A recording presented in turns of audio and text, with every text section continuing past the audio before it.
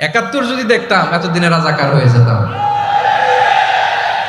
একটা গল্প শুনেছিলাম, পাক হানাদার বাহিনী যখন বাংলাদেশে অ্যাটাক করত, ৭১ সালের ঘটনা বলতেছে, আমরা তো দেখি নাই, শুনছি আর কি। ৭১ যদি দেখতাম এতদিনে রাজাকার হয়ে যেতাম।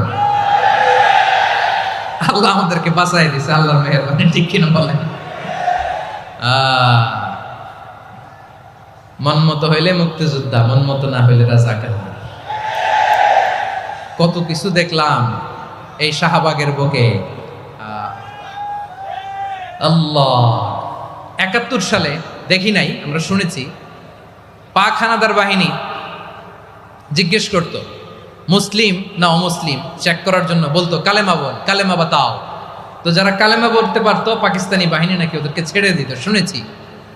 তো একজনকে এক বাঙালি রে পেয়ে তার মাথার মধ্যে বন্দুকর নল ধরে বলতেছে কালেমা বল সালে, কালেমা বাতা, কালেমা বল। তো ভয়ের চোটে এই দোয়া পড়া শুরু করছে। ও পড়তেছে লা ইলাহা ইল্লা আনতা সুবহানাকা ইন্নী কুনতু মিনাজ জালিমিন। পাকিস্তানি বলে সালে ইয়ে তো মুসিবত কা কালেমা है।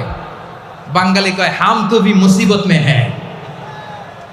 পাকিস্তানি বলে বেটা কোন দোয়া বললি, এটা তো মুসিবতের কালেমা। কয় আমিও তো মুসিবতে আছি, আমার মাথার মধ্যে বন্দুক ধরে তুমি আমার কালেমা জিজ্ঞেস করো, এখন কোনটা কালিমা আর কোনটা কি, তো আমার হুশ আছে নাকি? প্রিয় ভাইরা, আসলে এটা দোয়াউল মুসিবা, বিপদে পড়লে এ দোয়া পড়তে হয়। লা ইলাহা ইল্লা আনতা সুবহানাকা ইন্নী কুনতু মিনাজ জালিমিন। এটা পড়বেন আপনারা। এই দোয়া পড়ে সাইয়েদনা ইউনূস আলাইহিস সালাম মাছের পেট থেকে রক্ষা পেয়েছিলেন। রক্ষা করেছিল কে? তুমি ইউনূস নবীরে যখন খাইলো মাছেতে গিলিয়া, ফেরেশতা পাঠাইয়া দিলে ইসমে আজম দিয়া। প্রাণে ছিল যাহার ভয় সেথা পাইল আশ্রয়, প্রাণে ছিল যাহার ভয় সেথা পাইল আশ্রয়। মাছের পেট হতে সে যে পেল পরিত্রাণ।